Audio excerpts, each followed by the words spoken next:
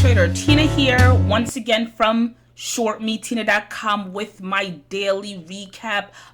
Happy Tuesday. Tomorrow is Wednesday, officially hump day. So you are almost at the middle of the week. Do me a favor and just hang in there.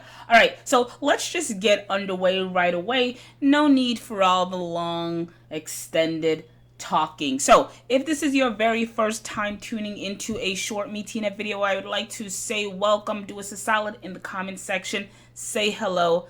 Drop us a line. Let us know this is your first time. If you are a returning viewer, a returning listener, do us a solid as well. Drop us a comment in the comment section. Say hello. Let us know you are returning. So as stated before, I think it is so fitting to start off all of our videos with our mission statement. And so you asked, Tina, what is your mission statement? Well, I will answer. Our mission statement here at ShortMeTina is to build a powerhouse of successful traders and to help you find more winners, right? We want to build traders, meaning that it's going to be a process, and to help you find more winners. So we want to keep those really good stock picks coming. We conclude, if we do what we need to do on our end, you will win, and if you win, you will be happy, and in turn, we will win. So that is our mission here. For that to happen, everyone is an individual. Everyone goes through their different struggles. Sometimes the struggles are similar. Sometimes they're completely different. Right now, I'm concerned about you. In the comment section, right now, in this moment, tell me now, today, what is your biggest frustration in reaching your trading goals? Or what is your biggest frustration when it comes to trading the stock market? Is it taking those hefty losses? Is it seeing a trade, neglecting to enter that trade, and then seeing that trade do exactly what you thought it would do, right?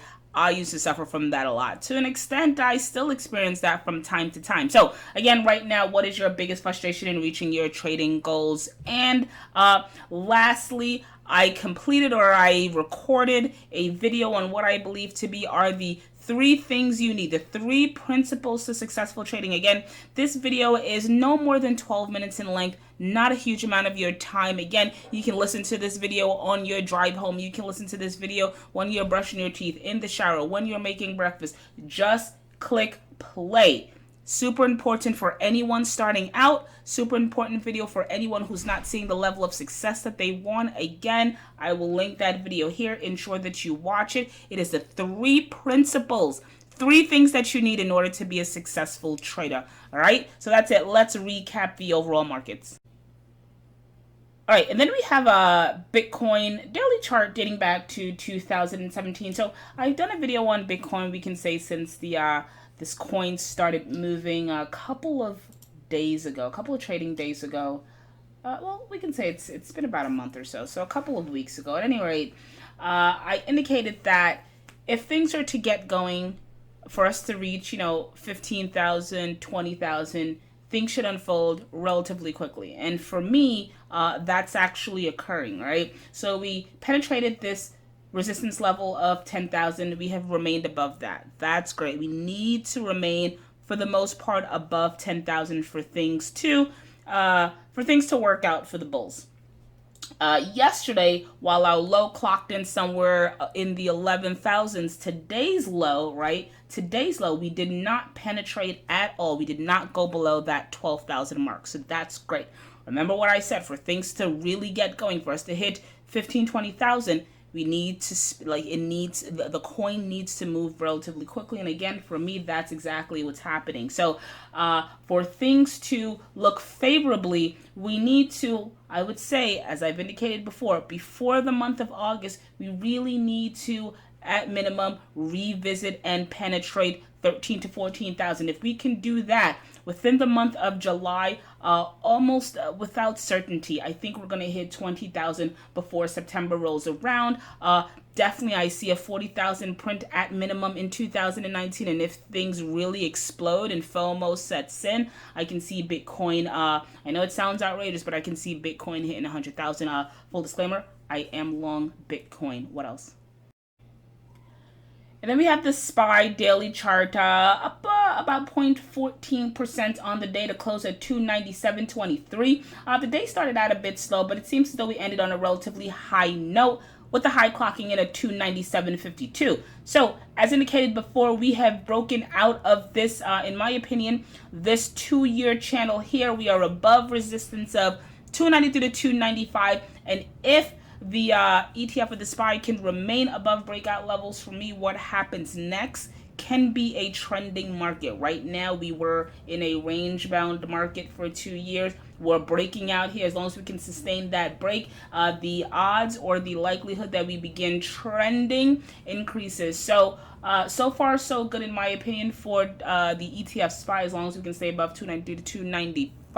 I see a print at minimum of 300, and we are almost there. I think if we retest the most recent highs of 298.82, 300 is almost right around the corner. What else?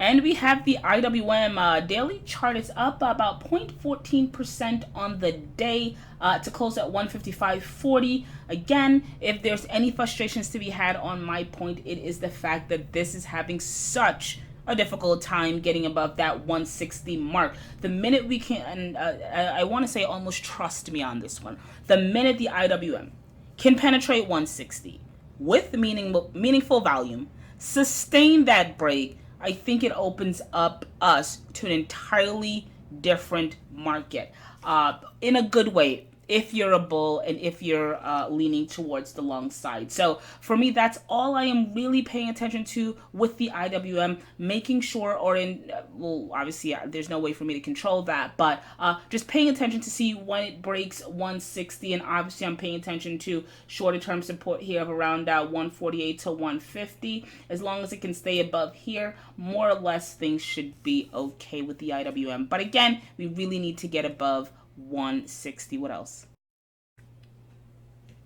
All right, and let's do a follow-up on ticker SOLY. Daily chart is off about north of, well, a little over 9% to close at $16.80 with decent volume. I did a video yesterday and I said that I was bullish on ticker SOLY based on the chart, and despite this 10%, north of 10% pullback, I remain a bull. What did I indicate yesterday? I said clearly here the stock broke out. What was once acting as resistance is now support.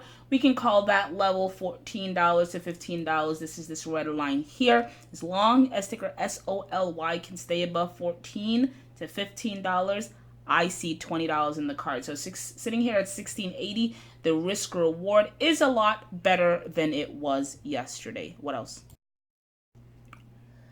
And then we have ticker TRNX daily chart. I did a video on this particular security yesterday, and I indicated a couple of things. Well, let's say this. One, it is off about north of 30% on the day. This is a daily chart. We closed at 19 cents today.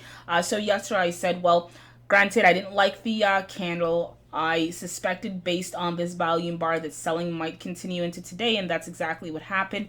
I urged everyone who was long or looking to get long to pay attention to that 25 cents to 27 cents level. I said if we open below 27 cents, chances are the selling will continue. If we break the day's low of 25 cents, chances are the selling will continue. And that's exactly what happened today. We actually opened up at 25 cents, dipped below those levels, and actually went as low as around 18 cents for the day, slightly rebounded to close at around 19 cents. Essentially heading into tomorrow, you want to pay attention, obviously, to today's low of 18 cents. If we break that, chances are we are going to revisit the most recent lows of around 12 to 14 cents. So in the shorter term, I remain bearish on ticker TRNX. What else? And then we have ticker ADVM daily chart. It's slightly off to flat on the day. Closed at $14.89. Granted, we ran to $15.68, but we pulled back slightly. I did a video on ticker ADVM yesterday, and I indicated that I loved the chart, and I was very bullish on on this particular security, and I still am. I am bullish if the stock can remain above support. We can call support around $10 to $12. This purple line here, as long as it can stay above there, I see this hitting around $20 to $20. So the further it pulls back, in my opinion, the better the trading opportunity becomes from a risk reward perspective. So as long as we can stay above 10, 12, I remain bullish with a price target of around $20 to $21. What else? And then we have ticker YUMA daily chart. Congrats to the bulls. The stock is up about 42% on the day. going as high as $4.08, essentially making 52-week highs before pulling back to close at $3.90. I should note here that it clocked in on half the average volume, so I would take this move with a grain of salt. Nonetheless, for things to get going, obviously you would want the particular security to retest today's high of 408, and if we can break above that, $5 should be right around the corner. But again, the trick and the key is to trade above this shorter term resistance of around $4 to $4.08, and we're not too far off, sitting here at $3.90. What else? And then we have ticker AMC follow up to yesterday's video daily chart dating back to 2017. It's slightly up to flat on the day, up about 0.56%, closed at $8.91, and we went as high as $9.18. But despite that, in spite of that, I remain bearish in the shorter term on ticker AMC. Why? Well, because it is below its longer term support of around $12. For things to get going, the stock, in my opinion, needs to get back within its channel, and for it to do that, it needs to get above $12. And if it can do that, then I would say to myself, well, this stock is back within its channel. There's a potential for continued upward movement or upward momentum. Until then, I remain, again, shorter term bearish on ticker AMC. What else? And a follow up on ticker NIO daily chart. It's up about north of 6% on the day to close at 369, going as high as 390 today. Well off those June lows of around $2.35. So am I long ticker NIO right now? Absolutely not. Am I looking to get into this trade on the long side? Yes, it seems as though the trend might be reversing. Time will tell. For now, I'm paying attention to resistance of around $4.30. Obviously, if we can get above there, then things are really cooking for ticker NIO. Put it on your radar, put it on your watch list. If it can remain above support of around $2.30, this might actually be a trade on the long side at this moment. What else? All right, so let's wrap it up and round it out with ticker AMZ and Amazon. Again, that's ticker AMZN. Daily chart, stock is up about north of 2% on the day to close at $1,988.30. It is on deck. It is prime. Get it? Prime for a breakout. What do I think that can take this potentially over the edge of 2100? Well, if it has a good prime day, which is set for July 15th and July 16th. So place ticker AMZN on your watch list. Again, stock has been trading in a relative range dating back to January of 2018, and it seems as though it wants to retest previous highs of $2,050.50. If it does that successfully, we will have a breakout, and perhaps this can see about 2,500 in short order. Again, on its way to $1 trillion. What do I think will take it there? Perhaps a good prime day, again, which is set for July 15th and July 16th. So let's cap it there. Tina here once again from ShortMeTina.com. If you enjoyed any portion of this video, I'd like for you to do three things for me. One, comment in the comment section. Are you planning on shopping on Prime Day? Comment, let me know. Secondly, if you want more videos like this, I do them Monday, Tuesday, Wednesday, Thursday, Friday. Just head on over to our YouTube channel at ShortMeTina. Hit that subscribe button. Make sure notifications are turned on, and you will never miss a video. And lastly, my friend, I've been trading for well over 15 years. If you think you can learn anything from me, then head on over to ShortMeTina.com. Sign up, become a member. Thank you for listening, and as always, thank you for the support. I will